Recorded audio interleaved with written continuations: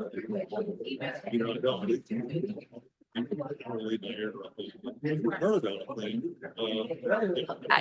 All right. Good morning. We are going to go ahead and get started. We have a couple of people who are out of town and are going to be joining via Zoom. And then we've had a few members that have texted that are running late and will be coming in. But in the interest of time, we're going to go ahead and try and get started and keep with the agenda. Our first panel is going to be a group of gentlemen that have named themselves Capital City Forward Together. They're 5 businessmen comprised of former Governor Haley Barbour, Clarence Chapman, Conrad Ebner, Richard McNeil, and William Richardson. 3 of them are here today to talk to us about a project that they believe would help significantly revitalize Jackson. And so we're going to listen to what they have to say. Thank you for being here. Thank you. I'm William Richardson. This is Richard McNeil, Conrad Ebner. The other 2 are, one is speaking and one is having his office Christmas party. So they send their apologies. We are independent people. We don't have any business ties. We are strictly volunteers. We call this a team. We started about 5 years ago. 3 of us did. When Jackson was trying to do something with the convention center and that piece of dirt in front of it, I had a friend of mine call me and say, this is something you might want to consider. We went and listened. So I went over to get Richard, who is an architect, y'all probably know. And we talked about it. We decided we would explore that 9 acres or 7 acres. I never was quite sure what it was, to put a development there to try to bring something back to Jackson. I do some business in real estate development, never done anything in Jackson. So it was time. We got started. We brought Clarence Chapman, who is an affordable home builder, used to live here, now lives in Oxford. We 3 got together and put a project together, submitted it. But during that process, I learned why I had not done a lot of business in Jackson. Jackson is a very difficult place to do business in. And there were some reasons that there were things they did not tell us that we learned. But we had some pretty good ideas. So Richard and I kept on kicking around and exploring what Jackson needed. I've lived here since 1962. It's fallen. When we were in high school, I know the Shriners used to shut down Capitol Street from the old Capitol to the Viaduct, all the intersecting streets. They had a street party for a week, and it was fun. And things, everybody knew everybody, and it was a good, safe city. It's changed. So our team met, and we focused on what needs to be done to reverse the downward trend that Jackson is currently going through. The population since 1980, we were the 71st largest city in the country. Now we're the 177th city in size. Population has declined 26%. Part of it is we're landlocked. We've helped grow the suburbs, but that's still no excuse. Was it political leadership?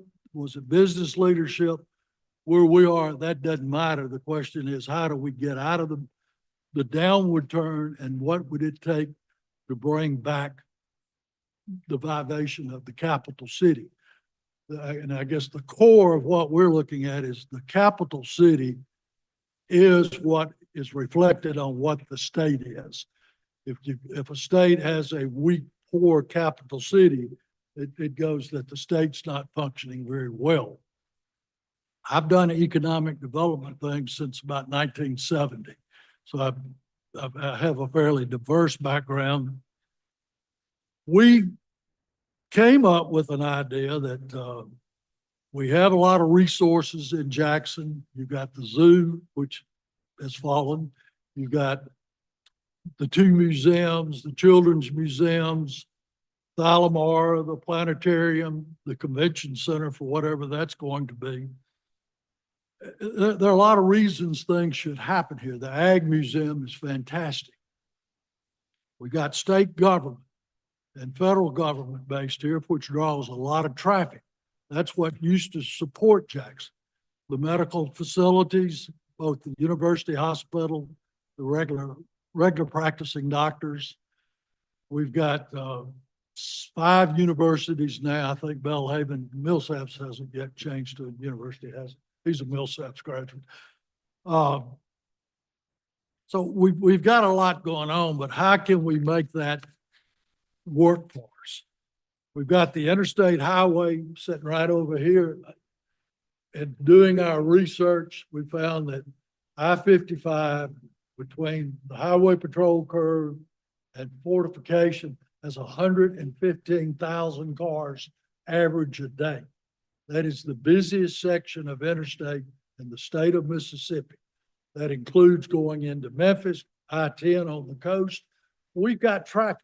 So how do we stop this traffic and get them to come into the city and spend their money? And that's where we ended up with the solution we think is a reasonably good solution, and that is a casino. Not for the fact that gambling is great or bad, but it generates money, it creates jobs. The job opportunity with the casino, that we've done the market analysis, we have studied this. I have developed a casino. I developed the Silver Star for the Choctaws. Know a little bit about this and worked with 5 or 6 other casino operations in other states. I quickly say I am not associated with, have no vested interest, own no stock in any casino.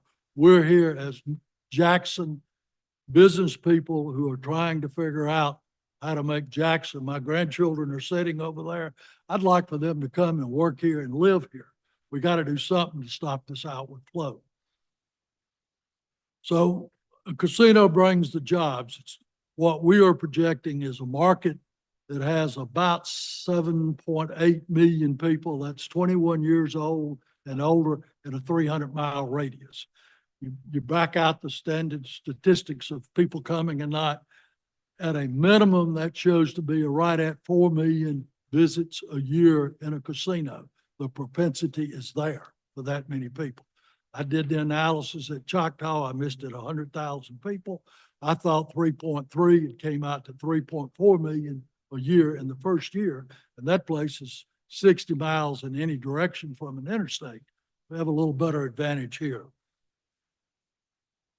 In the business economic world, they like to talk about how many new jobs are created by a permanent job.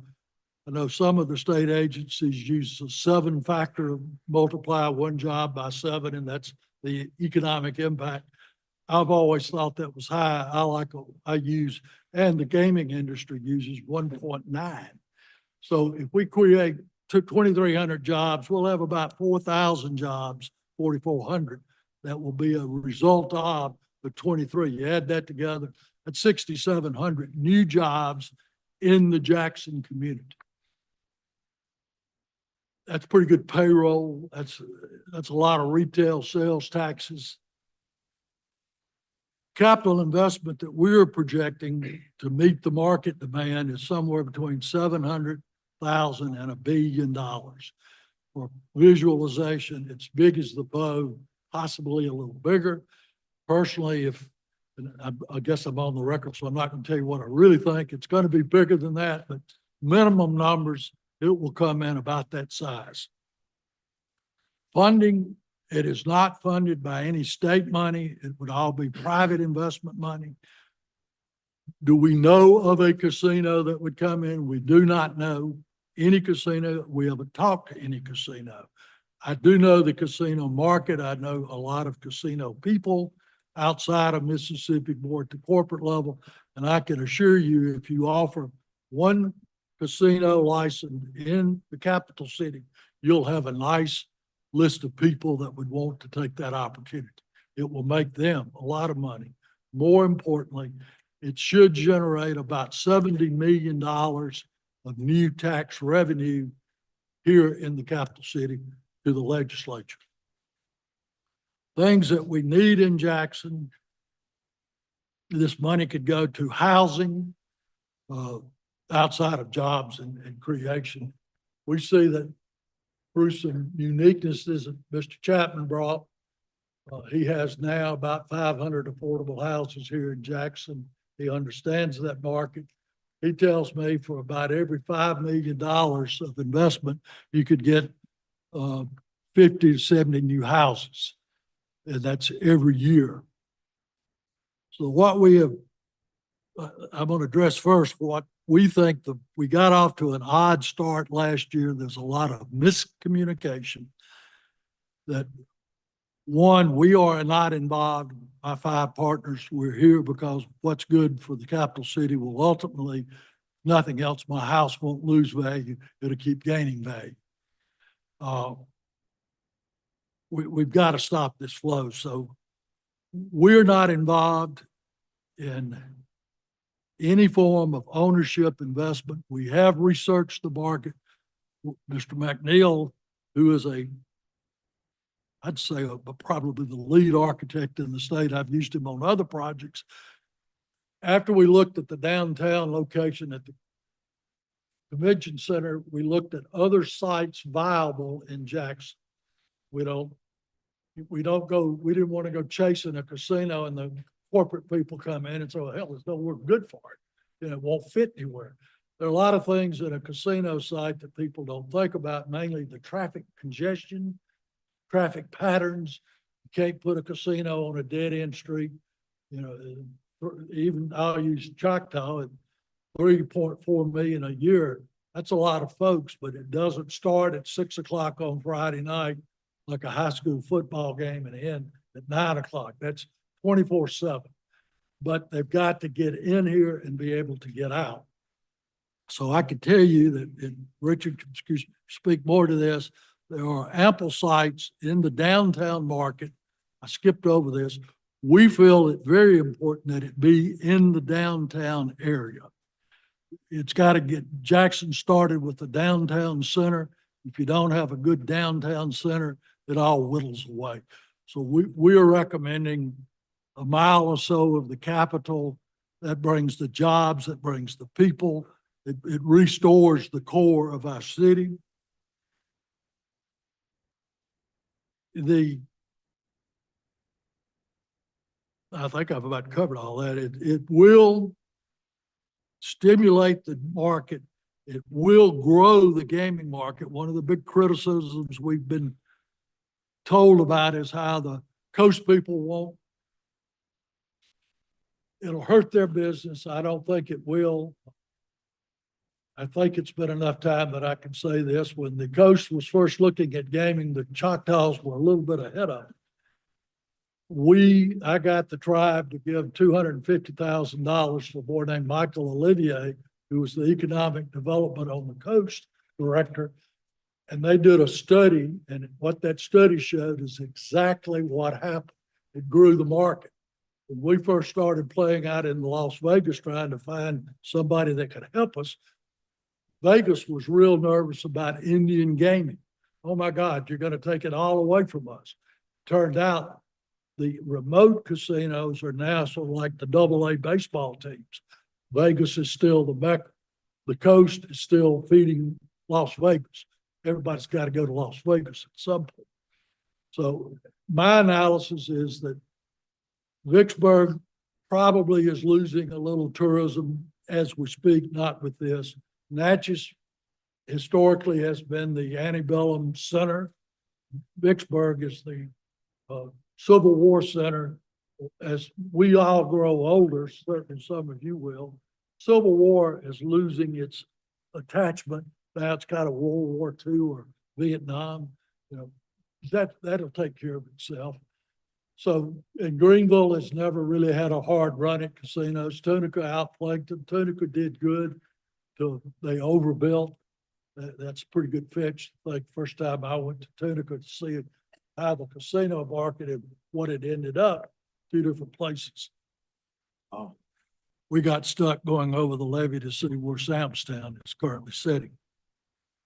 So what we could do, or what we have proposed the legislature do, is in setting up the money, we want to, one, amend Title 76 to allow one licensed casino in Jackson, only one, by legislative language. The State Gaming Commission done a marvelous job. They know what they're doing. They still need to be in charge of giving that license. As a somewhat safety measure, we thought it would be good to give the license to a Mississippi licensed casino. No new people in. Let's let the people that are working here have the opportunity. They could come in as a joint venture. They could come in individually, but it would be Mississippi-based casinos. So if we take a little of their market, they'll double down and they'll come back. But I think we will grow their market more than we will hurt their market, whether they're a player or not here. It will have no state money invested. We got in the game late last year and it went through Ways and Means. I should have known better. I'm not a lobbyist. I should have said that. None of us are lobbyists. That it had to have some revenue attached to it. So that's where this first paragraph, $10 million. Whoa, we don't think there needs to be any state money. This is a bankable deal by a corporation that can finance it. As I said, the investment would be dependent on what the gaming board suggests. They could set the requirements. You've got to have so many hotel rooms or this type of amenities. The type of amenities that we have envisioned and have done some background on would be a minimum of 750 rooms. I think that's a very low number given the market, but I like to start at a base level. If it gets better, aren't we smart? You would have a spa. We think an RV park would be very good. Smaller RV park located at the casino. Would be retail, certainly your showrooms. One additional that is not part of this package, does not require licensing. After we got on the road of this, the people at Cirque Olay have found out and they have approached us with, like, it's our casino. We said, no, but we'll certainly tell you who wins. They would like to look at this market for a Cirque Olay separate freestanding facility. That's another $50 to $70 million investment. I imagine y'all probably all been to one of their shows. That's not what we're selling, but that's the type attractions that will come to a large tourism event. The unique thing with what we have proposed is that the legislative language, I think, needs to state that whoever the license holder is by an RFP from the Gaming Commission, part of the requirements is they will contribute to an impact fund. That's not all that unusual in large constructions. However, this impact fund that we are suggesting to be $10 million would go into a revolving loan fund that would be governed by whoever your group specifies. And I think it very certainly should be in the legislative language where it can't become a political prize. That group would be funded $10 million every year from the casino operation, in addition to the taxes, that $70 million. That would be used for high risk, low interest rate, forgivable loans for brick and mortar only. So your downtown redevelopment, if you wanted to do a restaurant, you could go to, instead of a bank, you could get a little lower interest rate and build a building. It's paid back. So in a 10-year period, this $10 million, you would have a $100 million account. That's a pretty good sized bank that would be stimulating. And this money could also be used to work with the Home Corp or other retail type operations to fund their growth. But again, it would only be for brick and mortar. Nothing against my friend Richard, but we don't need a bunch of overhead and I'm gonna go work and plan this for 10 years and I'm gonna charge you for that, but I'm getting paid and you still have nothing. We've seen those projects happen in Jackson. We've spent a lot of money here for smoke and hot air. Let's get it down to where it's brick and mortar. That's kind of about what we talked about. I did this revolving loan fund when I worked with the Choctaws. When I would get a grant to build a plant, I would make the plant pay us back for that grant. Well, admittedly, it's the same pair of pants. Well, it really is here. We own the factory. The factory was a separate entity. They had to have the money, so if they got a grant, they'd pay us back. If they couldn't, we forgave it. It didn't matter. When I left up there, nobody knew, and I didn't know till I looked back. We had about $7 million laying around that nobody even knew about because they had been paying these grants back. That's the way you stimulate an economy, is you get enough cash flow that you can afford to build out what you've got started. And I could name several projects around this market that if they had had a little more money, or if they had not spent their money on administrative costs, it would work. 4,400 new jobs, 2,300 permanent jobs. That's 6,700. Take a 2-year project to construct it. That would be about 2,000 jobs a year. So that's 4,000 part-time construction jobs. Take in these houses that may or may not occur if people want to do it. That's ad valorem taxes. That's the economic stimulant of all those jobs to build those houses. These are hardcore, easy to do. Housing, you got to start there. To me, you've got to have a job to help pay for the house. We don't need to be handing out money. When you're working, you don't have as much time to run around the streets. And when you have an opportunity, you can run around the streets with money in your pocket.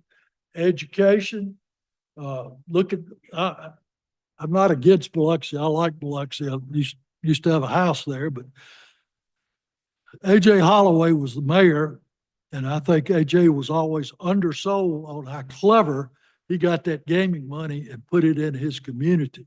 Their school system was I don't know the rating, but it was not a 5-star school. They were always on that low list. They were in the top school systems. Their police department, just about every corner you see a police car. The crime rate is virtually nothing.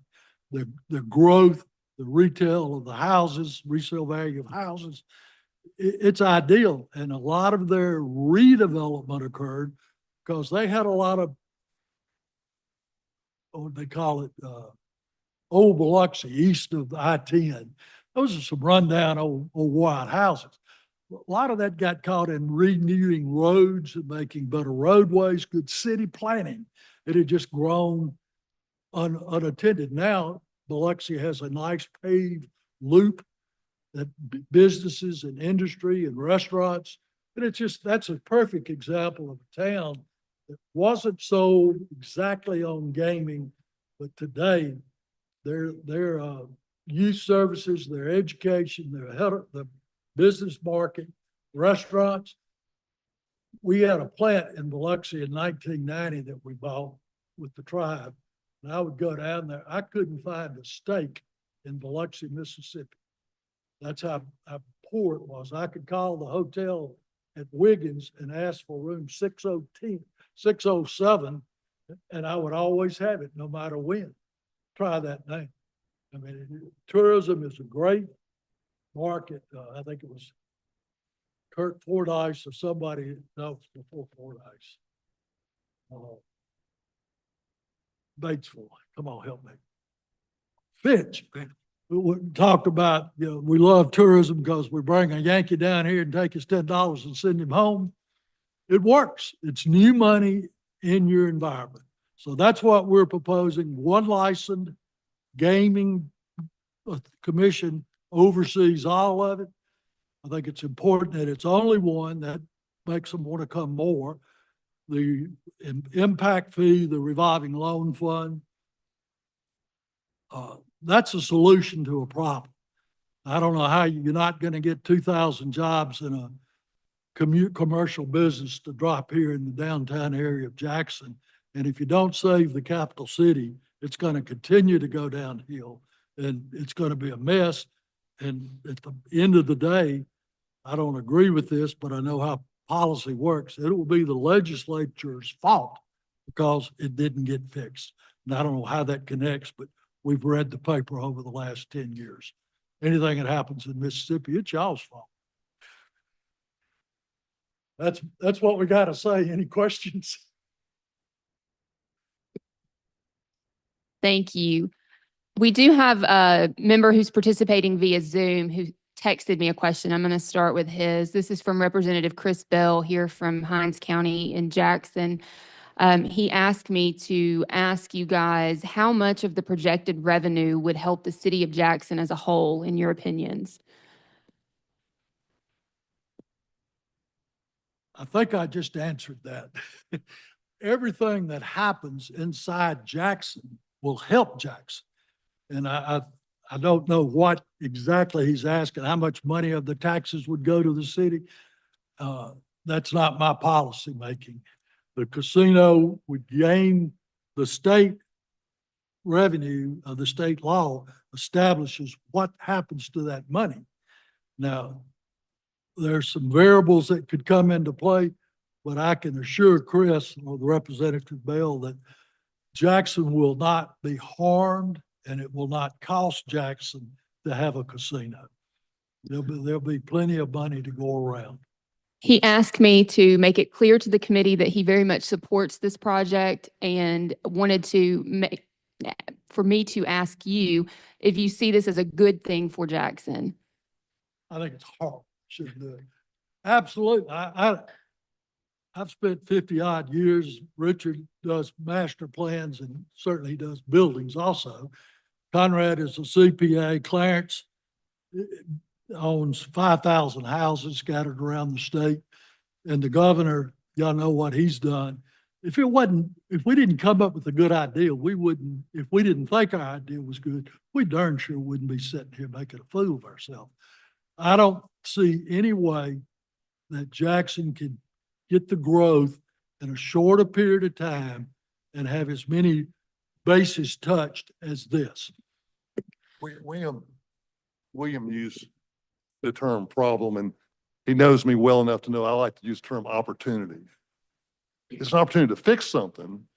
That's what we have in front of us. So he used some numbers a minute ago about our population and where we were in 1 year and where we are today. And I'm just going to tell you, in 1955, Atlanta was 600,000 people. It was a service-oriented community. It wasn't an industrial city. It's a capital city. All the same things we are. We got transportation. They got transportation. You mentioned the metropolitan zone of 7-something million people between Memphis and New Orleans and Birmingham and Monroe. I mean, that's our market share. We have this opportunity sitting in front of us to do something about all this and bring in economic development without asking the taxpayers for $1.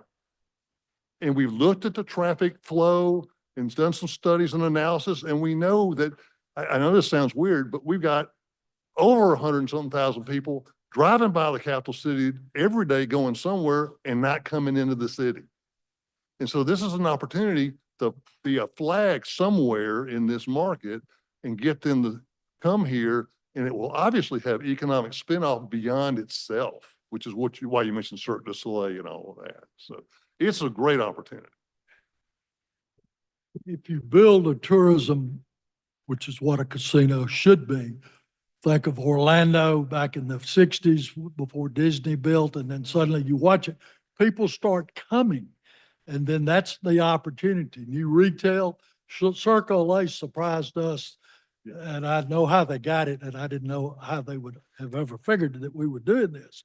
But they came knowing that we were doing this or trying to do it. They wanted to be first in on the door. We'll do it. Y'all just tell us when and how. Well, that is a heck of a big opportunity. They draw, they're scattered around in California and some pretty rural areas, but they still fill up that $50 million building and they make money. So one begets the other. We're not involved with the river, but if you get enough people, those projects will go. I don't know what will grow beyond. Do we get a sports arena? Richard has been promoting a sports arena. One thing I didn't say, that this reviving loan fund, it could put money in paying down bonds on a Jackson State football stadium. That's not your money. That's money that we have extracted from the new people to help pay debt of something that we know we needed. So it's creativity. That's why I don't want to restrict it, and I don't want to give it to a private interest group that'll channel it their way. Let's get it to, y'all have the wisdom to know who to administer it, but keep it for the growth and the future and figure out the most innovative way to multiply that money. Gentleman from Rankin. It's a procedural question. Currently, our casinos are required to be on the coast within 800 feet of the water. I know it's a little more detailed than that. And then in the Mississippi River, the casinos are required to be touching the water. Is this request coming to us instead of the Gaming Commission because you're seeking an exception to the current rules about where casinos can be located? Do you have to come to us to have an exception, or how would you answer that one? I can answer that very simply. I have not spoken to any of the Gaming Commission members. I did know them quite well I haven't been involved in the Mississippi market in 30 years. But an exemption is just what it says. Everything the rule book says does not apply because we have an exemption. If y'all want to make it on the river, you're down up the river because it's going to take a big building. I used to think, and John Horn is always giving his, put one in the river. Well, that river isn't wide enough to handle a casino in this market.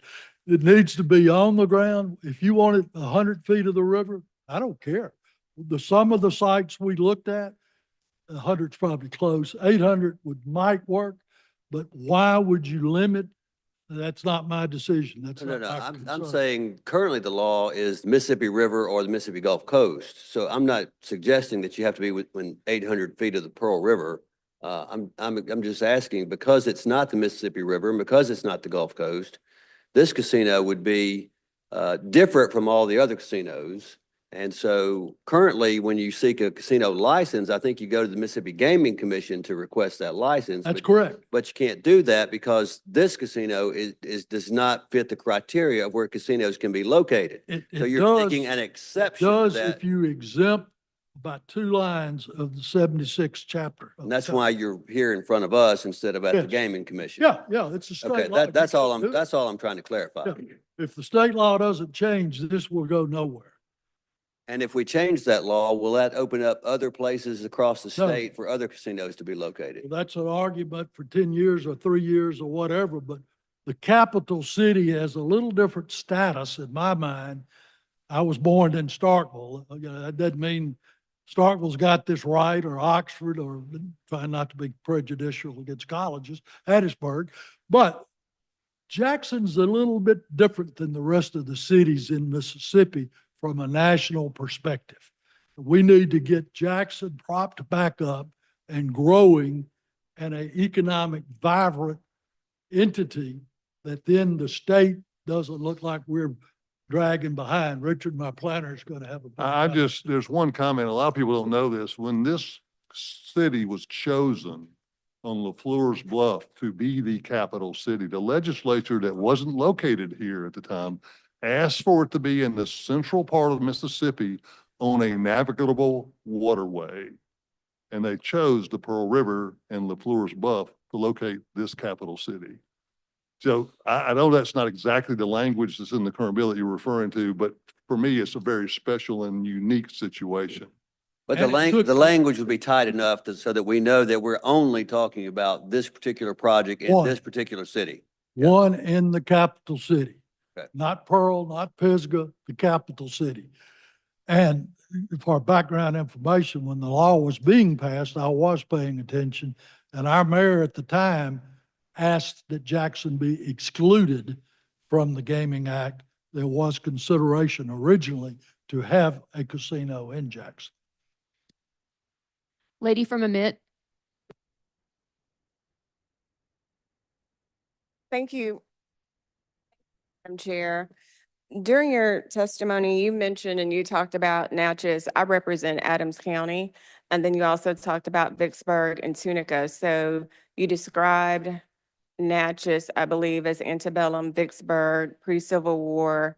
So could you reiterate for me, I may have just missed this, but I want to understand what your justification is or your rationale as to how there won't be any negative impact on any of the Okay, casinos. that's easy enough. Yes.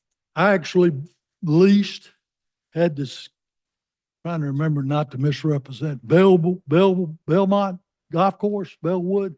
I had that property under lease. I had the approval of the Natchez Adams Economic Development Commission. The Board of Supervisors approved it. And I got into I have a pretty good understanding of Natchez, and I was getting crossed up with DA Big Lane. I didn't need that, so we quit. Real simple. But by saying I did my homework before I got that far, Natchez will have a consistent tourism trade. I did fail to mention when I was 23 or 24, I was appointed the state tourism director. So that's when I figured out I'd sort of got a feel early on of who does what in the tourism market. Vicksburg has 4 casinos. I've done some analysis of mine. I'm not claiming to be the overall expert. Their market is declining right now. It's not going to be us that's doing it. The traffic at the military park, it's declining. Do I still drive to Vicksburg to have dinner at night? Yeah, I like Vicksburg. I think Vicksburg is a very vibrant town. I think Natchez is a vibrant town. They've got an audience. People from Europe come to Natchez to see those houses. That was my big surprise. How would they could do that? But it's there, it's consistent. That was in 1960, maybe 70 that I was the tourism director. It hadn't changed. They still draw good business. Natchez has grabbed up the film business. You know, John Tate Taylor and his crew, they're doing good down there. That's going to be a strong market. So they've got ways and means to grow. Vicksburg has ways and means to grow. I think Vicksburg and Jackson could become what used to be known as the Twin Cities, which was Jackson and Meridian. Really, it's Jackson and Vicksburg, not knocking Meridian, but that's way too far away. One of the things we had conceived is why not do a historical train between Jackson and Vicksburg? You've got a lot of interesting things between those points that you could day ride over or day ride back. I don't think the Vicksburg market, to answer your question, will support 4 casinos that are not what we call sawdust floor casinos. They're casinos. We're talking about a tourism resort, not just a riverboat for gaming. So we would draw a new market. We're not taking their people. The Choctaw I could speak to. I talked to the director, and I've been told that some lobbyists for the Choctaw said they were against it. We were going to hurt their business. The man that was the general manager within the last year is what I talked to. He said we would not hurt their business one bit. I know where their market was when I was doing it, and it is not Jackson. I did everything I could do to get Jackson to be a Philadelphia casino. Doesn't work. Jackson goes to the coast. Jackson goes to Vicksburg. But why do they go? You got to have something to do. We're not just playing slots. This is not a proposal to play slots or to play games. It's to have a holistic experience of a resort that offers many things to many different people. And I understand the tourism aspect, and you're saying that it's going to be a resort. And, you know, to borrow the phrase from the gentleman from Washington, Representative Hines, as he describes anything west of I-55, as we are looking to build Hines County or any other part of the state, I would just say that we want some equilibrium from the Delta all the way to Southwest Mississippi. Obviously, you have casinos that are in Tunica and the Delta as well. And so we just would want to make sure, the reason why I asked you that question is that Okay. we don't want to hurt anything west of I-55 as well. Y'all got Highway 1 and 61 is way ahead of the Jackson tourism market in the B.B. King Center and the deal up at the NASA in Cleveland. So I'm not going to worry about the Delta people. North, and Natchez to me is Delta. I have a history, one of my degrees is in history, so that's all to say. That's my county that I represent. You can see why I'm asking the question. Yeah, I understand, and I took that in my thoughts. You can't rip the heart out of somebody else just to make it better for yourself, but you can make a better market that will then in fact grow those additional outside markets. Yes, ma'am. In this committee, we've had several hearings and we've talked previously about blight. We've talked about homelessness. We've talked about vagrancy and loitering. We've talked about a lack of affordable housing. We've talked about several issues that Jackson has as a whole that we have attempted to find solutions for. Can you tell me, in your opinion, how a casino in Jackson would either help address those problems or further add to those problems? As you said, we've talked before about that. I'm not sure how my thought process works. I know what happened on the coast. George Slogel was a friend of mine. We had to get that ticket punched on a homeless shelter that I'd helped develop in Gulfport. And the homelessness was not a byproduct of gaming. In fact, their numbers that he wasn't aware of had actually shrunk. Jobs, opportunities, then the money left over, that 70 million. I don't know how y'all will spend your 70 million, but I would hope that in the wisdom of the legislature, there are programs you can do that address homelessness. I got very involved with homelessness on the Gulf Coast. It's not all fixable, but you can do a lot better with it than what we have seen now. And it's just a matter of money and people, the goodwill to people. I met a lady over here that's with the nonprofit association. They make things happen. And I'm not a nonprofit guy until I played this hurricane recovery fund thing. They are good people, the ones that work, and you can spend money in the correct way. I saw the other day where they're going to have this kitchen over here from homeless people coming in. I think Jeff Good or somebody's, I think it's at the Sun and Sand, that's a homeless project. It takes a little money. If there's no budgeted money, then the local people will pay for it. But I hope, and I'm not here to tell y'all what to do. I'm saying let's get the problem started, and y'all figure out how to use the money. But there will be money, and homelessness won't always be fixed. In 1971, they passed the Supreme Court ruled that at least a restrictive environment.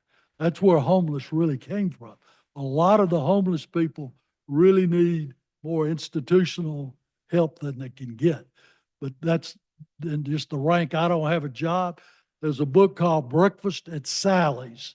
It's about Seattle. I would recommend anybody that wants to know about homelessness, get that book and read it. It tells you the problems. It was written by a really intelligent guy, lost his business because of computers. He was in the printing business, and it's how homelessness can be fixed productively. Gentleman from Hines.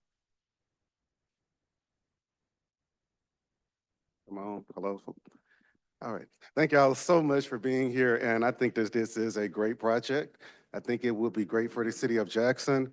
But a question that I have is, how can we assure the areas of our state that do have casinos that this is not going to, push them under?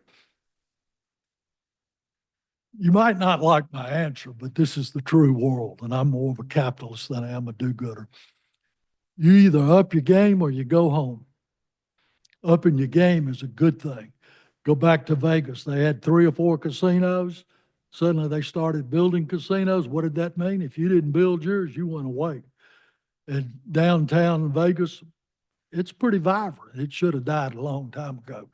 Yes. So if you don't want to keep up and reinvest your money, play the game or go home.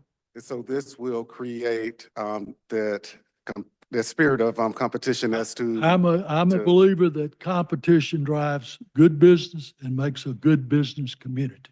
And it's ironic that you just said that because I know a few gamblers around the state that are saying how the casinos here in Mississippi don't compare to other places. And Well, so if there was some real competition, that may influence things. I need to put you on our team. That may be the best argument I've heard all day.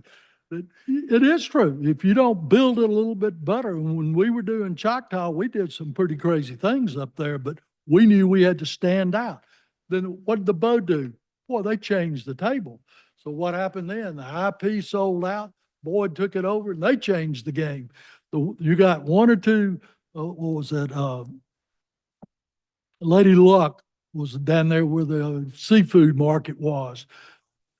That old guy, Andy Tompkins, owned it. He owned a bunch of casinos in Vegas. He's the one that told me about sawdust floor casinos. Well, sawdust floor casinos don't have a place here. If they don't want to get out and get up, then let them move on. And it's just the market demographically, you can say there's this much money. Now, if you don't want to go fight for your share and grow it to a bigger market, go home.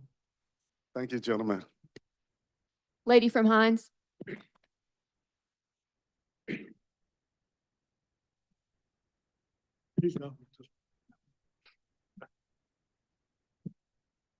Thank you, Madam Chair. Thank you so much, gentlemen, for your willingness and your interest to put some investment behind this project. I really see this project as a win-win for the city of Jackson. And, you know, the saying goes, as Jackson goes, so goes Mississippi. As Mississippi goes, so goes the country. And so this could be a huge benefit, not just for the capital city, for the entire state, and therefore for this region. Last session, we had 2 special sessions for 2 economic projects. And as part of those projects, we had to include some information, language, funding for construction for the egress, for the highways and byways to get to those economic development projects.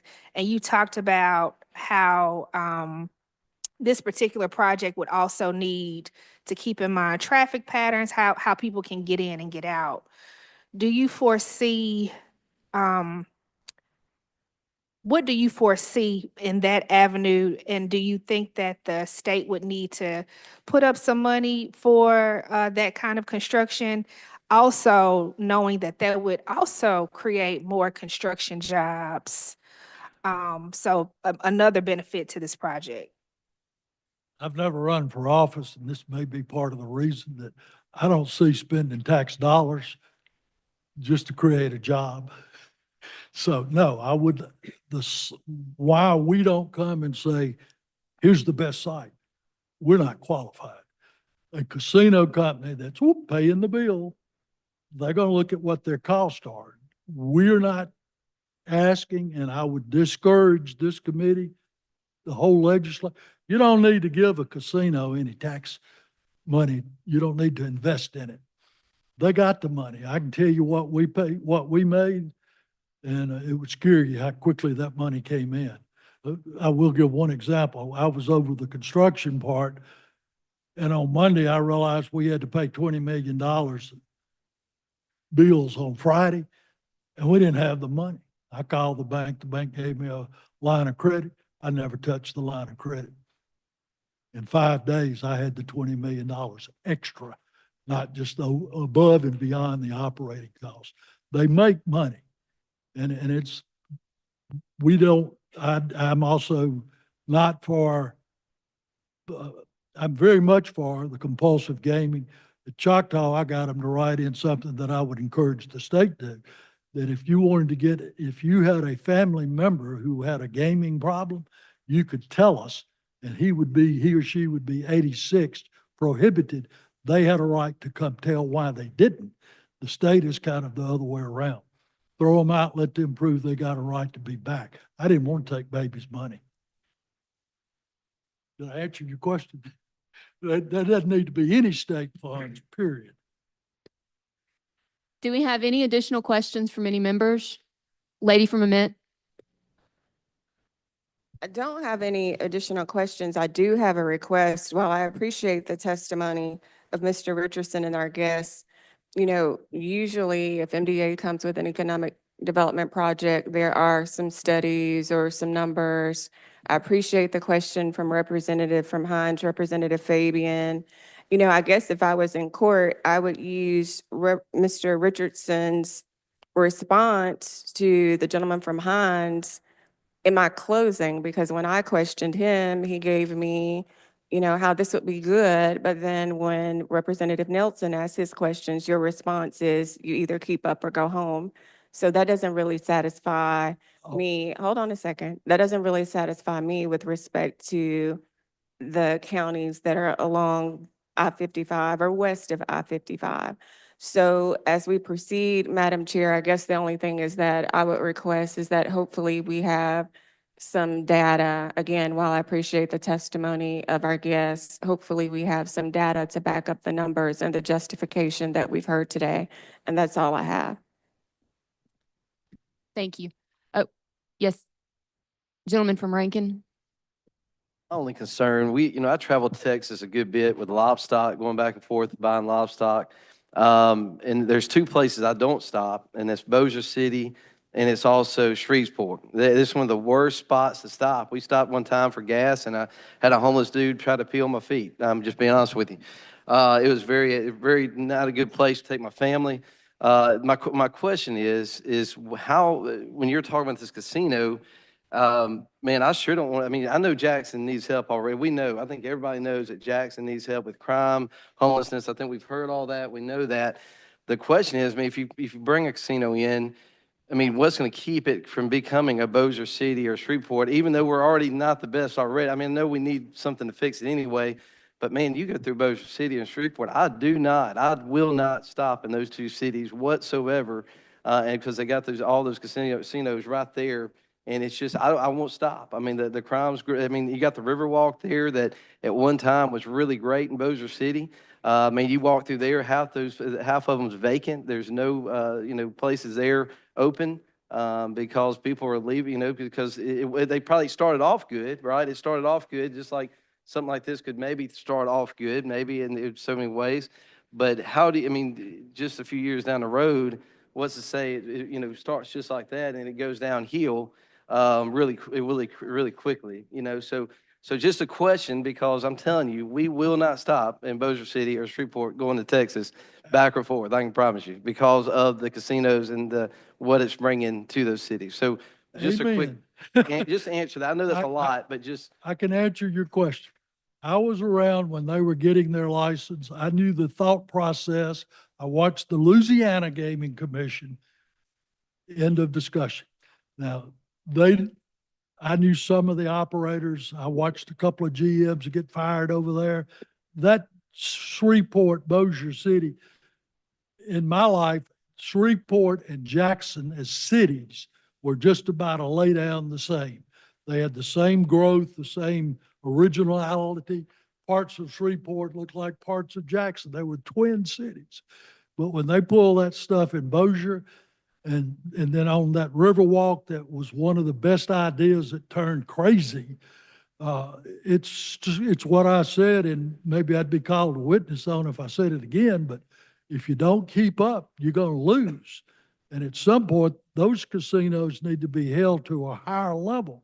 And in the infinite wisdom of the legislature in 91 or whenever they passed the Gaming Act, the Gaming Commission will shut those boys down if they're in Mississippi.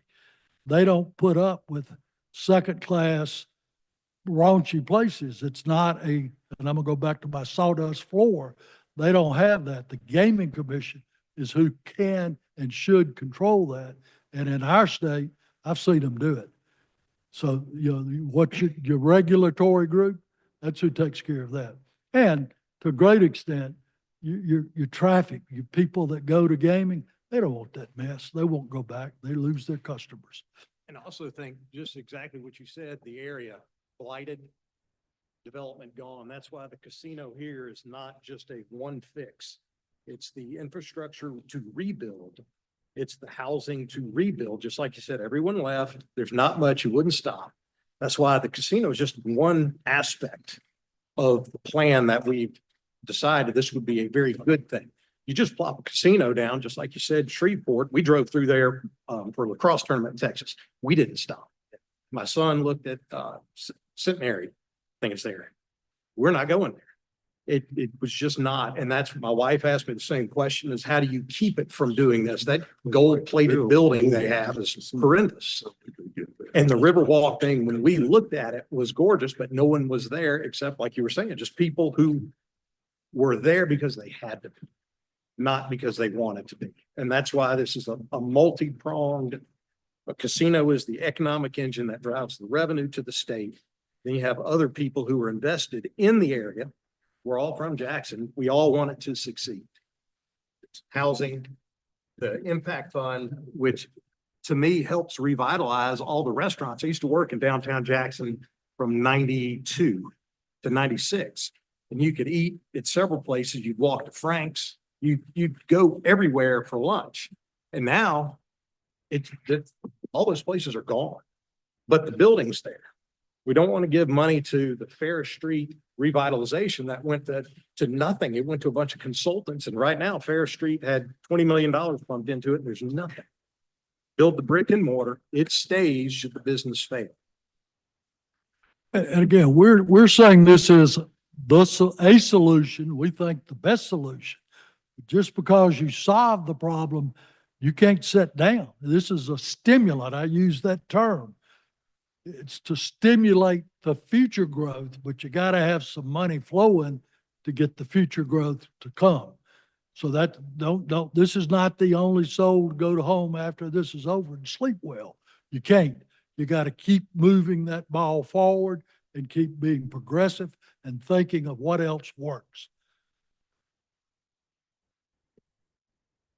Gentleman from Hines. Just going to be very brief here. Just a rundown. So what would be required from us is authorization of only one casino license for the capital city, correct? I'm not a legislative drafter, but I can tell you what I think it is. Okay. And I used to have it. I probably have to rummage here too long. It's about 2 sentences. Okay. Exempt the chapter to allow one casino in the capital city. And then you can go on and say within so many feet of the capital or wherever you want to. You don't want it to, I live in Northeast Jackson. You don't want it on county line because that's going to keep helping those people in, excuse me, Richard, in Madison.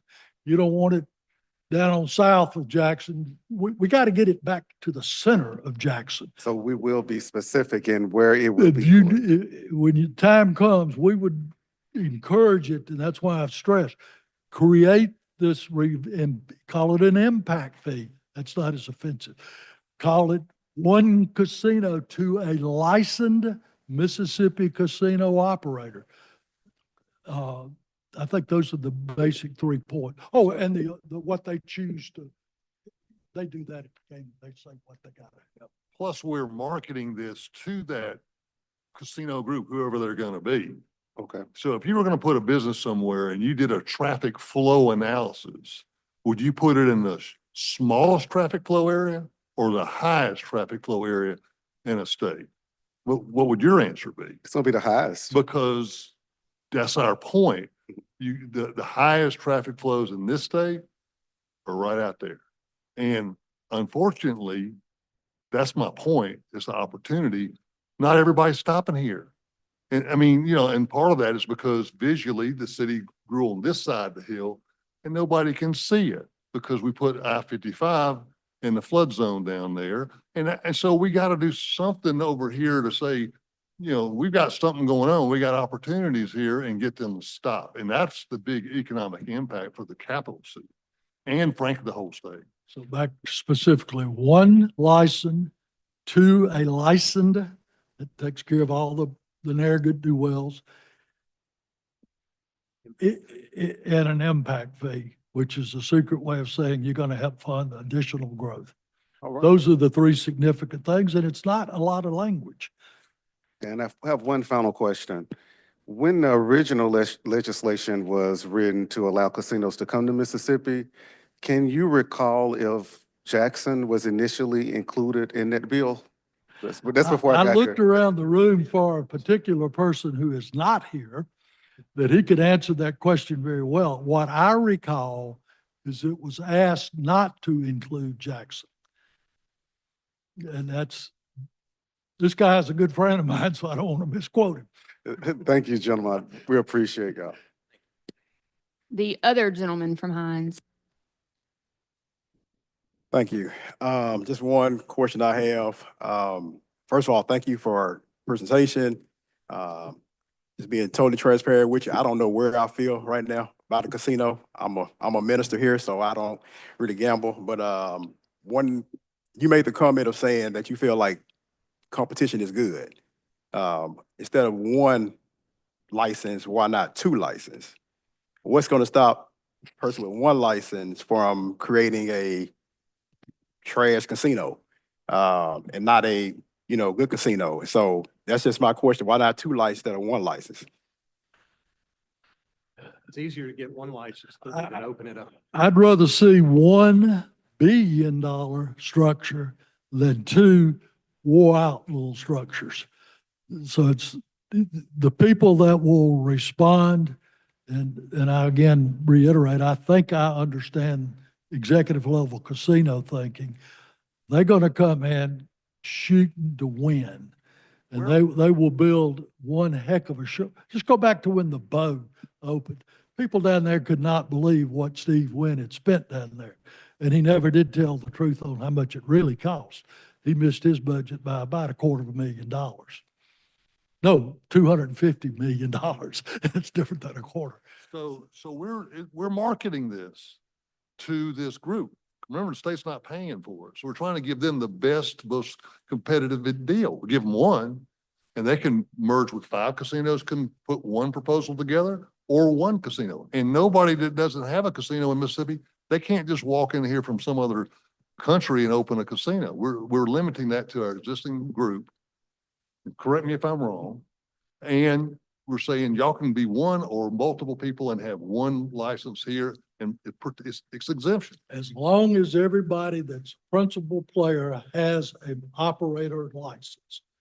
I can't joint venture with the Bow to build one here because I'm not licensed. But the Bow and Imperial Palace and the Caesars, they could all go together and build a real big casino. And that's what we're looking for. I got background, I have too many thoughts. Detroit, Chicago, say that for my granddaughter who's not listening. There are 2 or 3 large cities that allowed one to start. Now, I'm not saying 10 years from now, it might be so overwhelming that we got to have another one. I just want to get this ball rolling down the hill. I would rather we would have a better chance with one good property that would get us on the map. Vegas started with one good property that got them on the map. Let it go. We're 10 years from now, 20, I don't know the answer, but I know for the first few years, all of us would need to be looking at and supporting that opportunity that creates jobs and pays taxes. We want it to succeed. And then if it's so good, we decide maybe 2. You're not saying in the act you will never give another license. You're giving one license this time. And I think one is enough to handle the tourism potential that Jackson has. Gentlemen, thank you for being here. We appreciate your testimony. And if any of our members have questions after this, they can get to you individually. Thank you. Thank you. Yes. Next on the agenda, we're going to take a quick break. For the members, Downtown Jackson Partners have sponsored lunch. That is set up for you in room 114. If you'll go grab lunch and fix yourself a drink and then make your way back in here by 11:15, we're going to work through lunch so that we can get you guys out of here on this Friday afternoon in a holiday week. Thank you.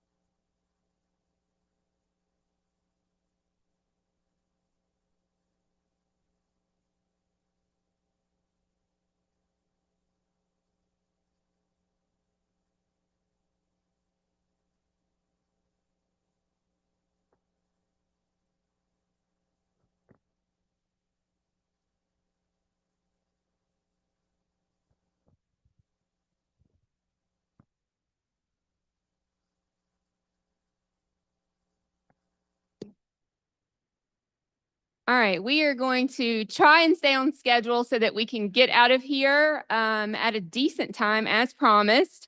We are going to hear from Downtown Jackson Partners as our members continue to finish their lunch and make their way back into the room from grabbing their lunch. Is Kane here or? Okay, so we're going to hear from Dallas Quinn, who's the interim executive director of Downtown Jackson Partners, and he's going to let us know. Actually, I'm not sure what he's going to let us know. So we're going to all find out together.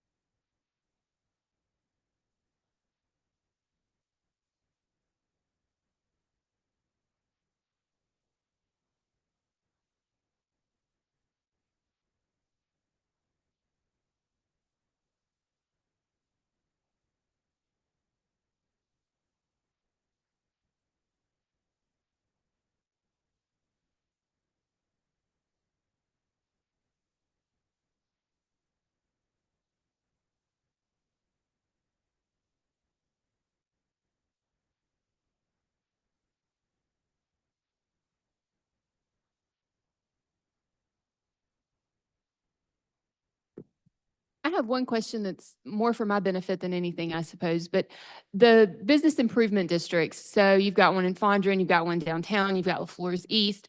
Are there monthly, quarterly, any sort of meetings where all of those groups get together and sort of brainstorm large cohesive projects?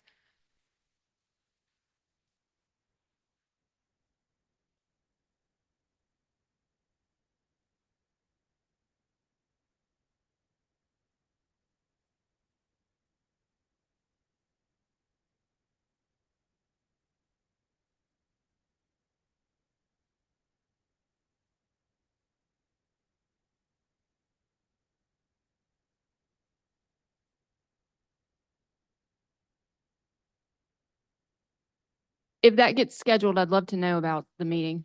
Thank you. Do we have any questions from any members? Gentleman from Rankin? Thank you, Madam Chairman. This is, I don't know whether, I'm assuming you heard the last speakers. Has downtown Jackson taken a position on the casino?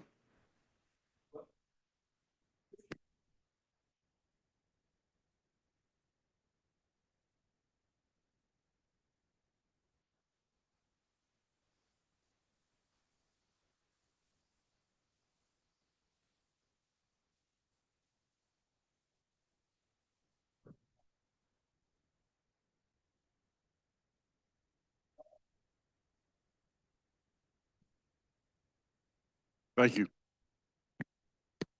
Other questions from other members? All right. Thank you again for providing lunch, and thank you to Broad Street for providing the lunch that was provided. Thank you. All right, we are exactly on schedule. Our next speaker is going to be Andy Frame with Revitalize Mississippi.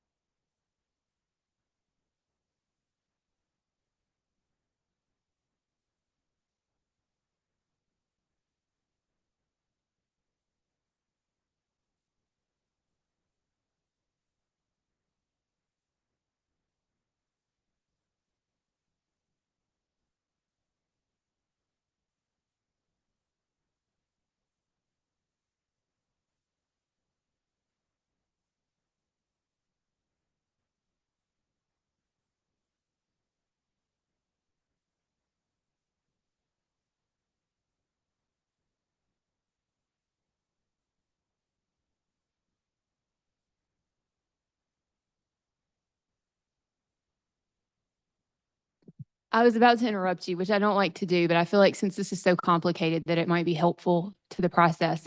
So can you point us to a state that has statutes that address this process where title companies are comfortable issuing title insurance that we might be able to look at to try and fix some of our statutory problems?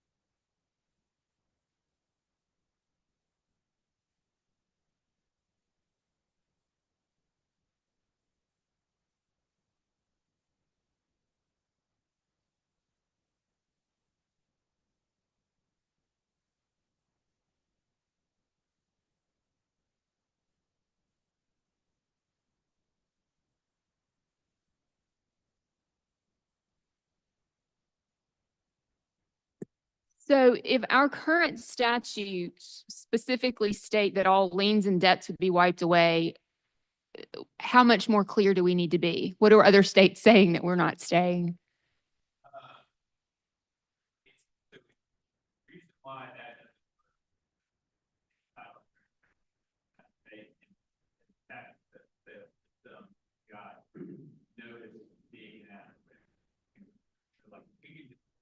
So if we fixed the notice and we were selling the property, not the debt, and then we had the same language about wiping liens, you think that that would be sufficient?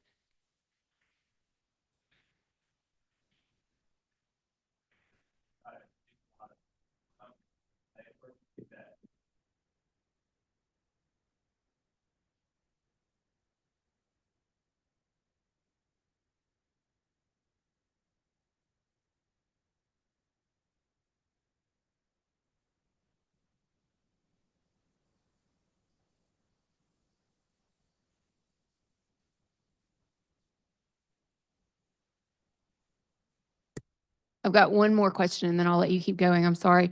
Do you have or can you get for us a list of states that allow for, or excuse me, a list that requires payment of all back taxes, like by a certain date versus what we do, where you can just pay the oldest 1 year and kind of keep things in limbo?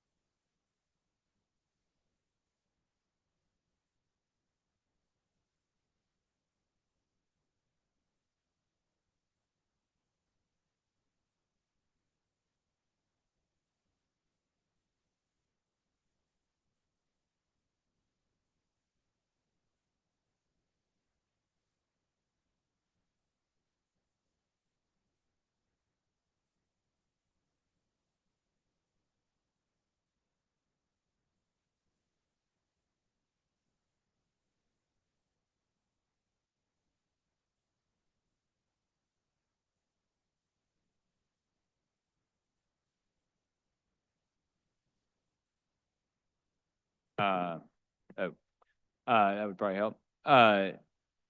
Luckily I'm loud. But so it, you know, when you've got those overgrown properties that aren't maintained, it causes crime, it causes illegal dumping, gets rodents in your houses. And then if you don't maintain it and let's say the neighbor says, I want to get that property. What are they getting from the state? They're getting a piece of property with bad title that they have to clean up and spend thousands of dollars to clean up.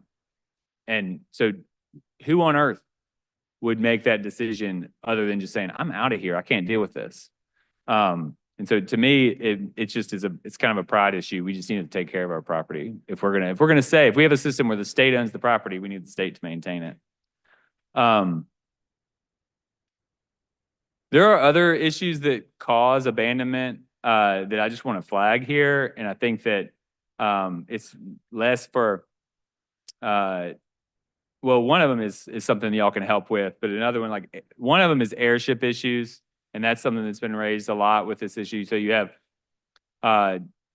someone passes away and without a will, and you have unclear who, a lot of different potential heirs. We actually have good laws on that. But what we need is there's y'all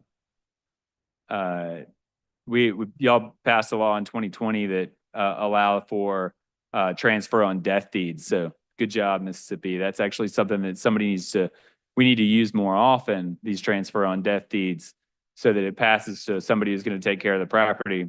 But what we need is more people, more lawyers in the community helping people with that. So we could somehow get more lawyers working on these issues, especially pro bono. But the other one that y'all might be able to help with is limited access to funding for home renovations. So if you have, someone who's aging in place in their house and they're on a fixed income, they own their house outright, don't have any debt on it. They don't want to take out a loan. They can't take out a loan to renovate their house, but obviously everybody's house is going to need some renovation over time. So their house continues to fall into disrepair. They're living in an unhealthy situation. We basically, in the city of Jackson, we don't have options for those people. We have 5-year waiting lists. We have, very small amount of, opportunities for somebody like that to get their house renovated. And so I think this is not just a Jackson problem. This is all over the state. I think that if we could find more solutions for home renovations for homeowners who can age in place in a healthier way, I think that would be a really boom to the economy and would prevent abandonment from spreading. The last thing I'll mention, then I'll open it up to questions, is just, identifying partner agencies who can take ownership of the property and then have the means to maintain or develop the property.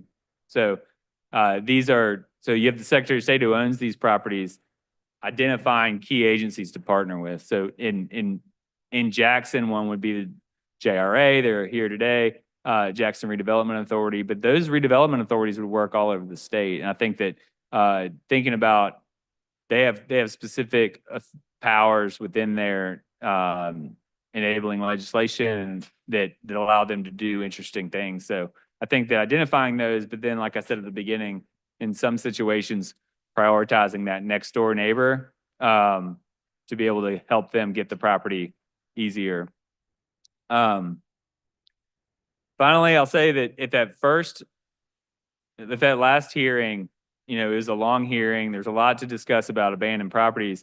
But one thing that was never mentioned that day was land banks. And land banks are nothing, it's nothing crazy. These are just tools to solve these problems. What land banks do is they address all those issues I've been talking about. So clear title, maintaining the property, and identifying partner organizations that you can develop the property. It's being a little bit more proactive as a government to solve these issues and move these problem properties through the pipeline faster. That's what a land bank does. If you can solve all those problems without forming land banks, then that's okay. I'm not sold to the idea of, I don't have to have a land bank, but those solutions that land banks offer, I think are important to look at and just say, okay, well, what are they doing that works so well? Tennessee has has a land bank law that allows counties to decide whether they want a land bank or not. And if the county decides they want the land bank, then they will get those special powers built into what they do. They also can create funding opportunities for the counties to do that. Alabama has the same thing. Alabama recently updated their land bank law to allow counties to do it. Missouri's the same way. So, like I said, I don't think that we have to have the land bank law, but we do need to look at the powers that land banks have and say, how can we implement those in what we do to just speed up that, pre-development and then redevelopment.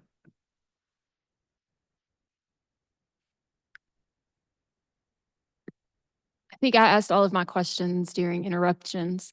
Do we have questions from other members? Gentleman from Hines.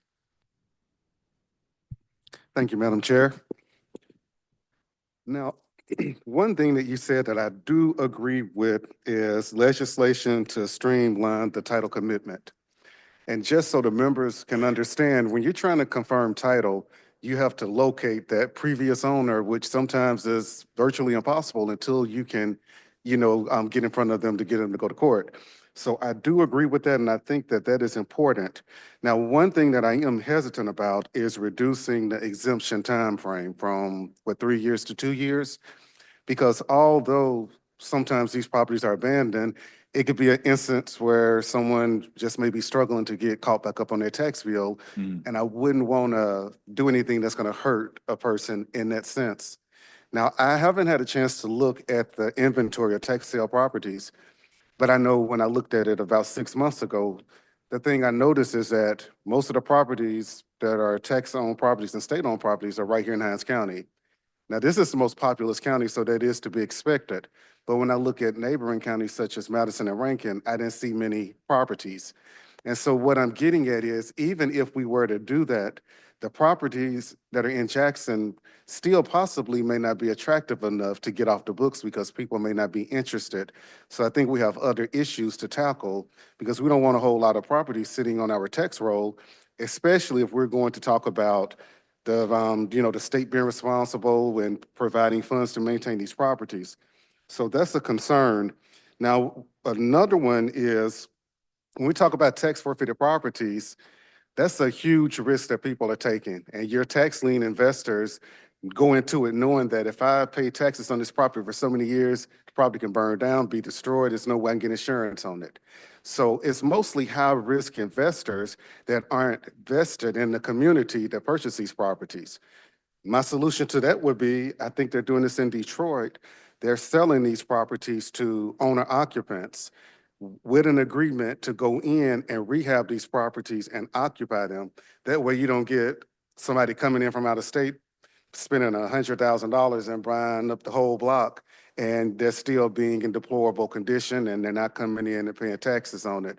But we appreciate all of the work, and I think this is an important conversation because there are a lot of good points that you brought up for this committee. So thank you so much for your time. Yeah, no, thank you. And that 3 years going down to 2 years, I had the same concern that you have, that you're going to have that person who doesn't realize that they're not getting their, that they're having a hard time paying their taxes, and you don't want to be too punitive, because really the goal is to have someone who lives in the property stay in the property. You don't want to kick somebody who lives in the property out. So, I mean, it's a hard balance there. Some people have said you need to go even shorter, you need to go to a year. I think that the key is that if you're giving good notice and you're, getting the, partnering with local organizations and working with people, hopefully we can prevent that from happening as much as possible. But the way we have it right now, it's not working. So we've got to figure something out. Thank you, gentlemen. Earlier, you mentioned the 750 properties that y'all have bought and owned. What is your track record with that? How many have you successfully returned to the tax rolls? Okay, so of those 750, we haven't acquired all those. What we've done is we've acquired some of them, but right now we own about 80 properties and we're looking to get rid of all of those. But what we've done is we created a program with the Secretary of State's office in 2017. We were late 2016, and we called it the Neighbors First program. And essentially, they would accept a donation of our cleanup cost, and they would lower the price. And we would find a neighborhood stakeholder to take ownership of that property. So so what we would do is we'd find the neighbor to buy the property, or like a church or a nonprofit that we're going to buy the property and keep it and maintain it. We go in and do the cleanup for the state while they still own it, and then they reduce the price, and then the neighbor gets it. So it's kind of a win-win for everybody in that situation. They get a cheaper property. It's already cleaned up. We've gone back and looked at our properties that we've done that over the years with, and I would say that, if we hadn't have done it, the track record is they would still be there. So comparing it to that, very few of those properties would have been sold. But the ones that we did do, you can look and see which ones are more likely to succeed going back. And we were not as picky then as we probably would be now with this as far as who we were partnering with. We just wanted them to have some sort of tie to the neighborhood, but always preferring a neighbor. If it's a next door neighbor, or if it's a nearby neighbor across the street, down the street, that property is still maintained. Like 9 out of 10, that property is still maintained. If you drive around, they look amazing. They look great. So those are the best situations to deal with. And then if it's a nonprofit, if it's a church, it's kind of a hit or miss, because those organizations run out of money, and eventually they either develop it or they turn it into a green space. Usually doesn't get developed, and then if they don't have the money or the capacity to continue maintaining it, then they got to do something else with it. But our theory on that was, if it's a house that needs to be demolished, that was like we can't wait around anymore. This is an emergency situation. This house needs to be demolished. We would do it, and that's better than anything that could have happened anyway. Okay. I've heard lots of people testify about the Good Neighbor program or something similar, and that seems to be very successful each time. So I appreciate y'all doing that. One other question I have, and this keeps coming up when we're trying to shorten the time period, and I think I agree with everybody that says we're worried about taking it over from somebody that is actively living there trying to pay their taxes. Mhm. Do any states differentiate that? So say, for example, we have somebody living in a property and they are trying to pay their taxes. Mhm. That's one scenario. But another scenario is where you have an abandoned property that nobody's lived in 10 years. Do some states have if it's occupied law versus if it's completely abandoned law? So because we don't want to displace a homeowner that's actively trying to get caught up on taxes. So I'll get you a list of those different kind of ways that different states do that. But I would just say that one of the keys there is make it less punitive toward the people who are living in the property and trying to do it. So giving them opportunities to repay their debt in a different way, set up payment plans, things like that. Like trying to keep them in the property because you don't want it abandoned. Other states do different things there. Okay. And then, but I agree. If you could establish the property as vacant and abandoned, then let's move as fast as we possibly can on that one. Yes, absolutely.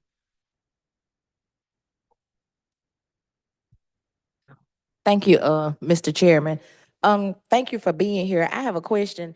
Did you just say, do you all still partner with the Secretary of State's office? Because I think you said, was it 2012, 20? We started in 2016 and we still do, yes. Okay.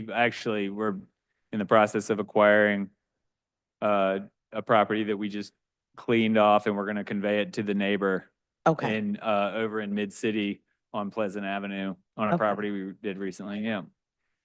And just because that came up, that was just give you a quick anecdote on that property.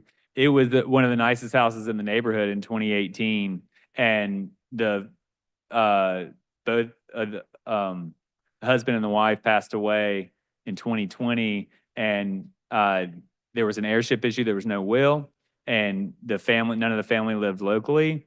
The property got stuck in the tax loop until this past year, and it burned in the process. It was a vacant and abandoned. It burned, and it needed to be demolished, and that was quick. I mean, it was like, it went from, if you go look at the Google photos of the house, it was beautiful. And then it came to a point where we had to demolish it that quickly. And it's a great example of a house that's a victim of the system that we're in, basically. If we had gotten it into the hands of somebody who could maintain it, or that airship situation had gotten cured faster, that house would still be there. Anybody else have any questions? Did you have anything else you wanted to share before we? One thing I will say about the next door neighbor property, and I'm just saying this, a lot of this is on Mr. Pike's behalf, is that we need redevelopment, and that's what this day is about too. And the next door neighbor kind of side lot program doesn't also provide redevelopment. So I think that it's not always perfect. It helps. It's helpful to get that neighbor that side lot, and it helps them generate wealth and improve their property and stay in the neighborhood. But also, when there's opportunities for redevelopment, if we have funded housing projects, things like that, then that's a great opportunity too. And I think that will potentially make more impact than just a side lot program. So it's like, it's a good thing to do, but there are other solutions there as well. Yes, ma'am. I'm sorry. I just want to say one thing as well. I appreciate the neighbor program. I have several neighborhoods throughout my district that participate with that program. And that is something that throughout this discussion, when they have come to sit in and listen on our first two sessions, that they were adamant about trying to make sure that we could continue those relationships with the Secretary of State. So thank you for that. Oh yeah, sure. Awesome. Anybody else?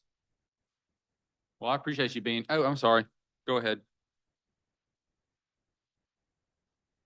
Thank you. This is not a question, it's a comment. I've been knowing Andy Frame for a number of years. We've worked together on a lot of projects. I just want to say I appreciate Andy's comments, but also the interest of having, like I said, having attorneys involved in some of these processes, because his organization been able to legally help out a lot of neighbors get through some of these issues dealing with, tax liens and all the other things.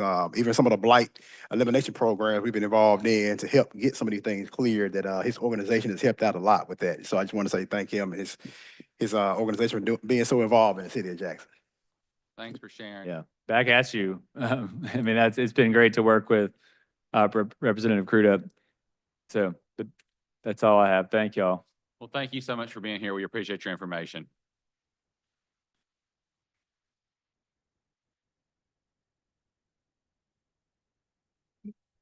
Our last panel will consist of Scott Spivey with Mississippi Home Corps and Christopher Pike, who is the Jackson Redevelopment Authority Director.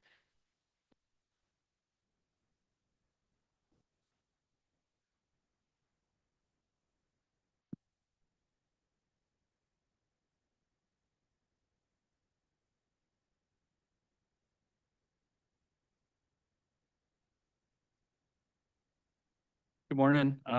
Thanks for having us. I'll go first. I'm Scott Spivey. I'm the Executive Director of the Mississippi Home Corporation. We are the state's housing finance agency tasked with, we kind of touch everything from homelessness and homelessness prevention all the way up to first-time homebuyer mortgages with down payment assistance, affordable housing development, construction lending, pre-development lending. We administer most of the federal grants that have to do with housing statewide. The city of Jackson receives its own allocations from HUD directly. That doesn't exclude us from doing business in the city. I'm here with Christopher today to kind of talk about redevelopment and blight elimination, how they kind of go hand in hand. In the past, we've run a blight elimination program that was kind of interrupted by the pandemic. It was some mortgage assistance money that was moved over to blight elimination and then had to get moved back and to help people keep their homes. Most of that money was used in Jackson, in the city of Jackson. I think of the 2.7, 2.8 million, to acquire and at least keep green properties.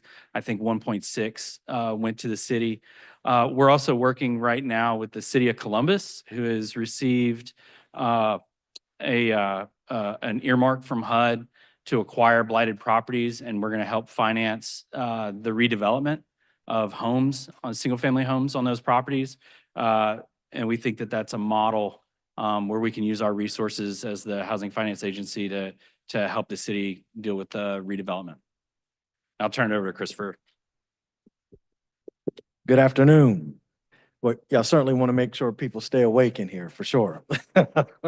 My name is Christopher Pike. I am the Executive Director of the Jackson Redevelopment Authority.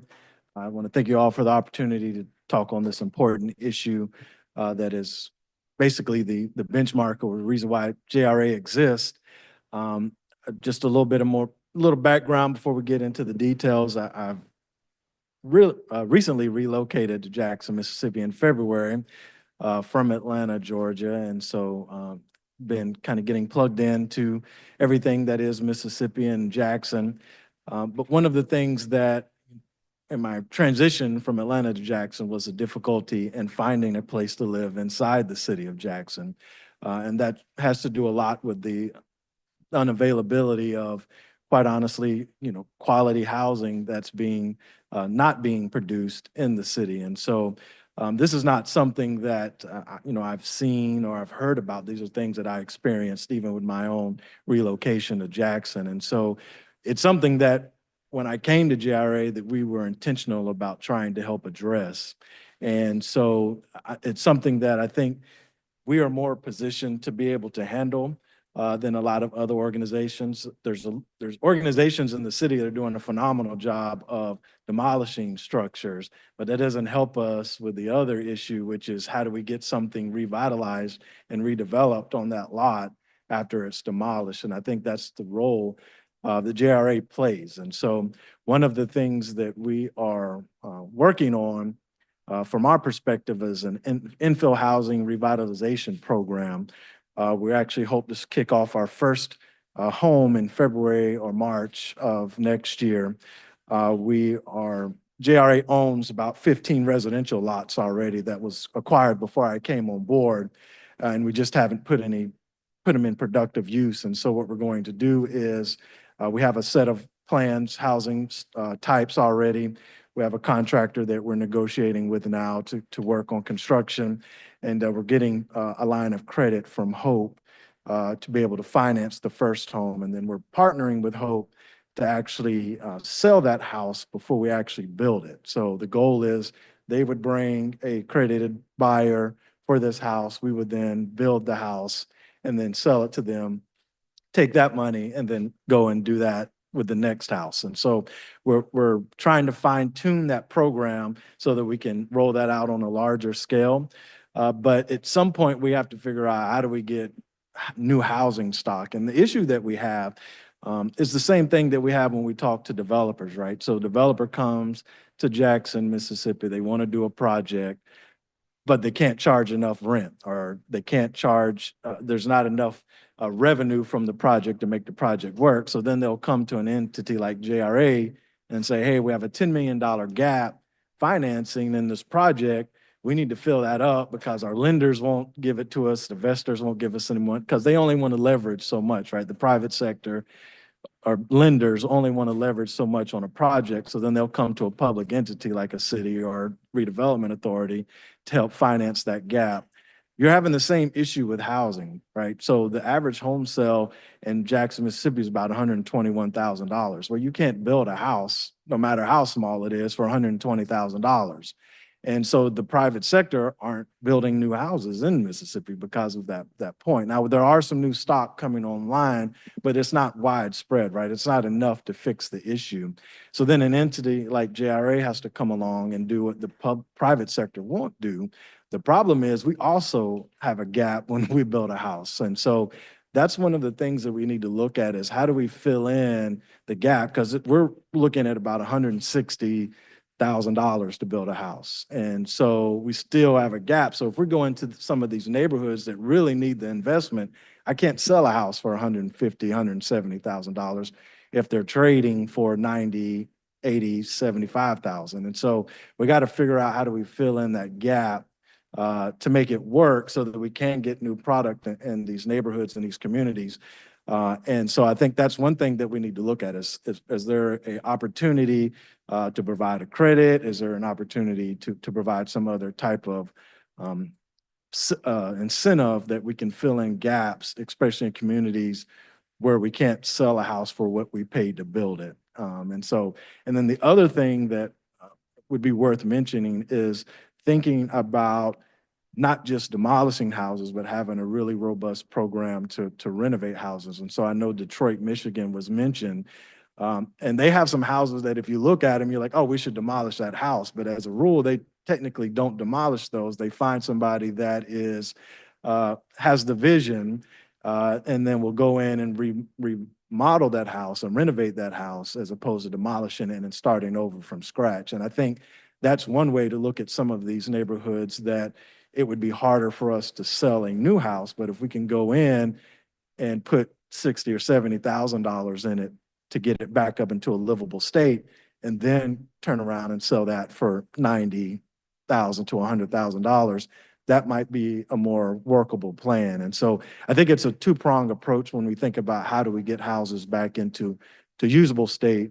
And I think sometimes we just think demolish right off the bat, and maybe that's not the answer to the situation. So I'm happy to answer any questions that relates to the programs that we're working on. I will say just a caveat. So just to back up a little bit for JRA, we do a lot of other things other than housing. Obviously, housing is a very small subsect of what we do. As you all know, we are actually a creature of the state of Mississippi. We are created through the Urban Renewal and Revitalization Law. And one of the purposes, or the main purpose, is the elimination of slum and blight. So we don't just do this for residential, we also do this in the commercial sector. We work with developers to help bring new investment into areas that have been underinvested in for many, many years. And so it's not just issues that we're looking at from a residential side when we're talking about slum and blight, but also the commercial side as well.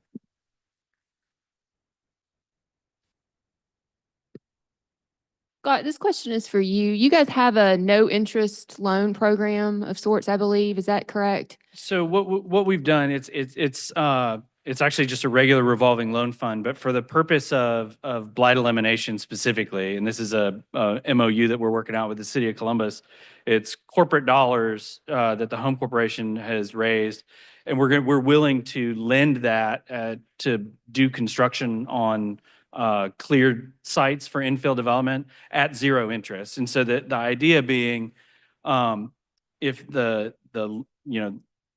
every time you do blight elimination, the money has to come from somewhere to acquire the property, right? During the blight elimination program, that came from the Hardest Hit Fund. In the city of Columbus, it comes from HUD. So they're going to buy the properties, clear them. And so the idea being, if the land is donated or conveyed at the cheapest rate that it can be by law by the city, and then we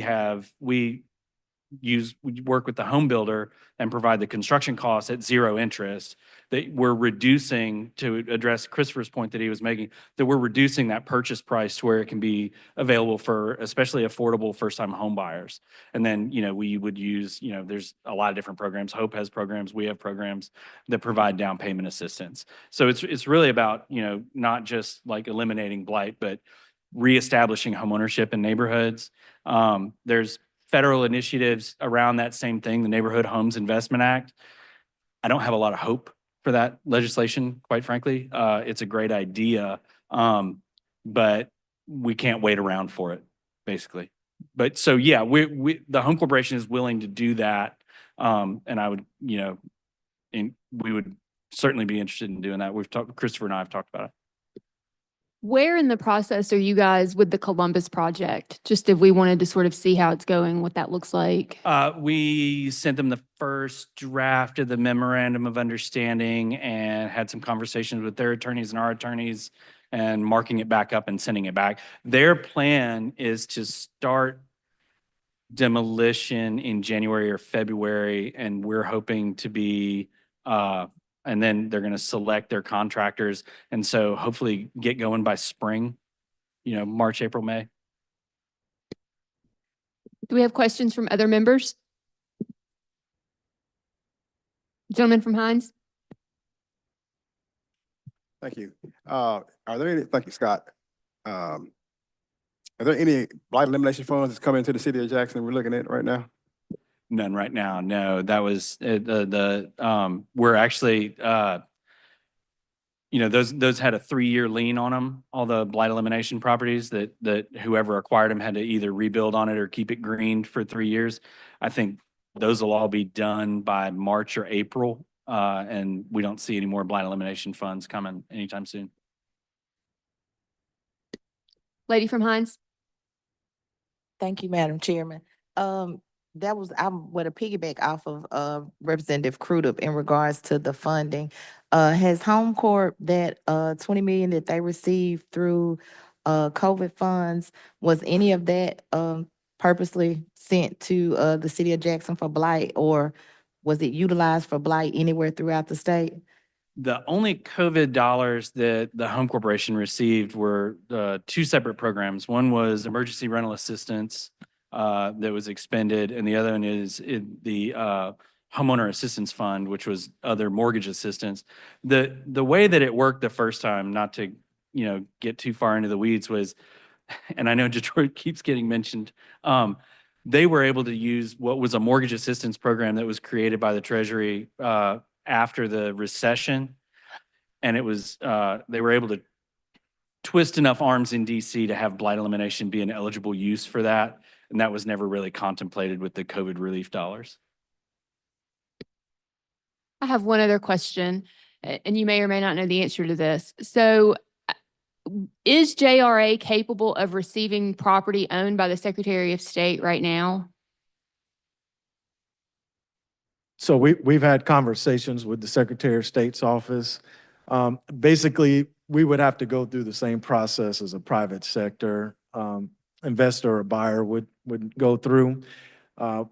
It's been my experience in other communities and other states that governments or quasi-governments, where I'm accustomed to, can transfer ownership of property to another entity without any transfer of funds.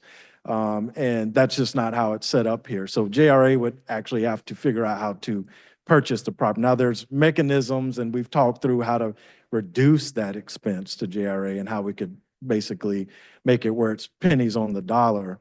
But it's still not just a cut and dry process where we have 10 properties that we think we both agree would be perfect for revitalization. They don't have a mechanism to just deed those properties to JRA as a redevelopment authority in the state of Mississippi. Ideally, that would be the right way to do it, the easier way to do it, so that then JRA can use the powers that it has to get the properties revitalized and get back into a taxable state, but it's just not set up that way at this point. And one point of clarity, is Jackson Redevelopment Authority a branch or an entity of the city of Jackson, or is it a separate entity? So we're a separate legal entity from the city of Jackson. So we have, for example, I'm not a city employee. None of our employees are city employees. We're all employees of the authority. Any other questions from any members? Gentleman from Hines? All right, well, Mr. Pike, welcome to Jackson, Mississippi. We're Thank definitely you. happy to have you here. Thank you. I'm glad to be here. Yes, and Mr. Spivey, thanks for all y'all do at Mississippi Home Corp. My background is in real estate, and y'all have saved a lot of our deals with bond money, so we appreciate that. My question to you is, I heard y'all mention a possible collaboration between both companies as far as being able to loan money for rehab on some of these blighted properties.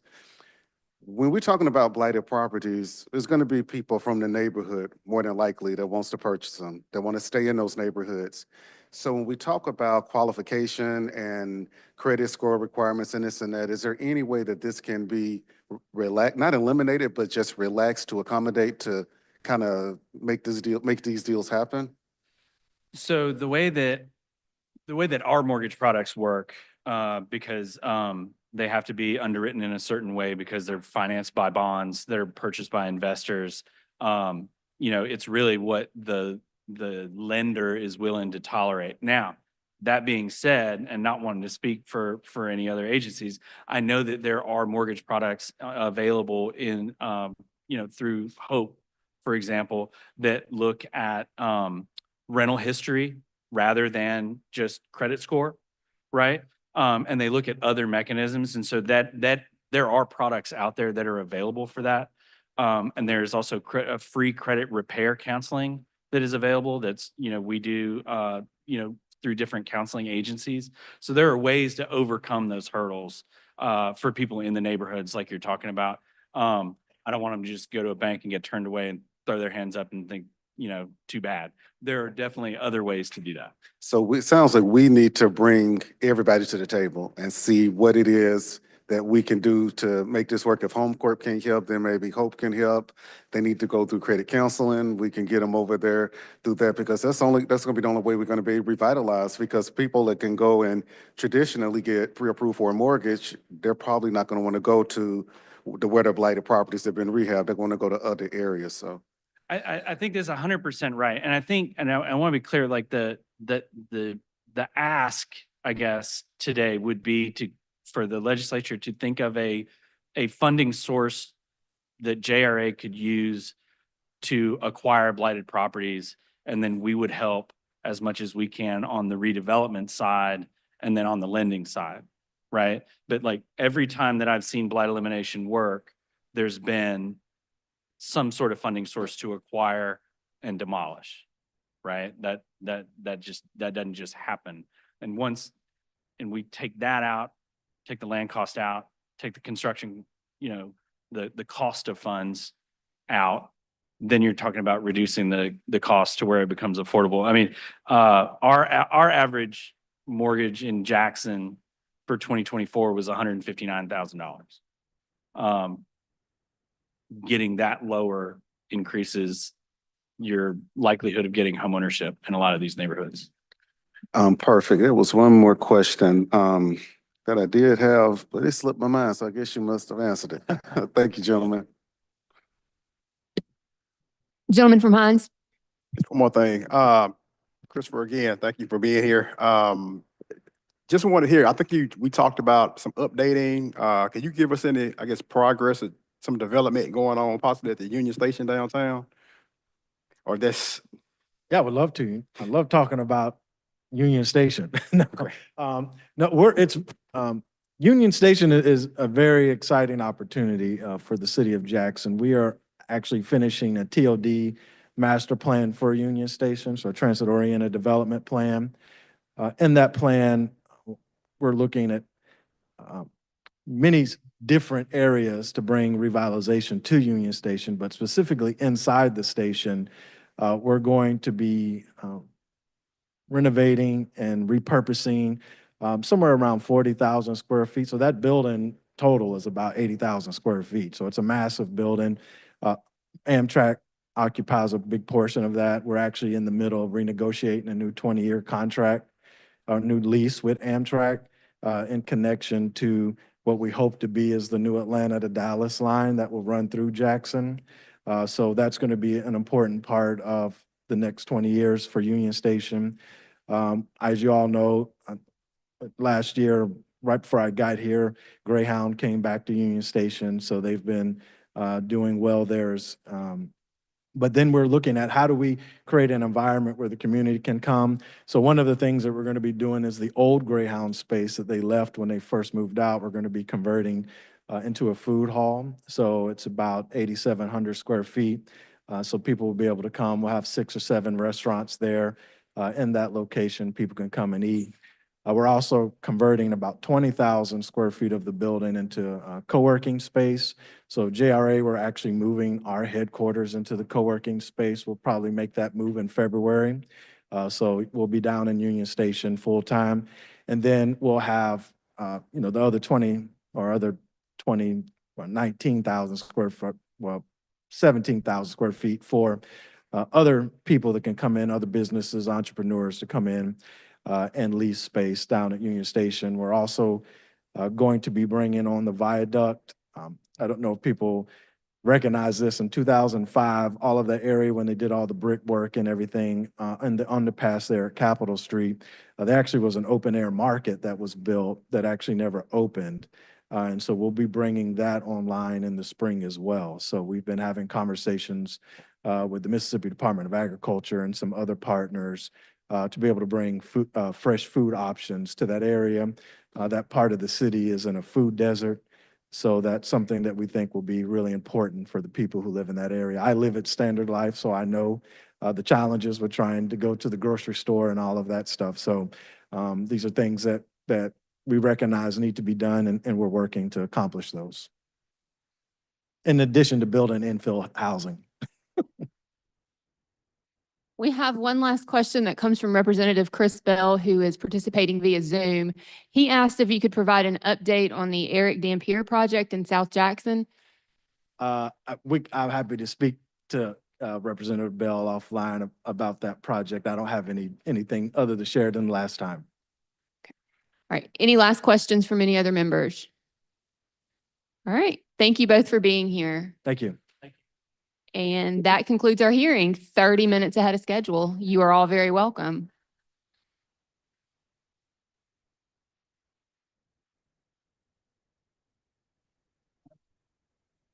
Yeah. Man check.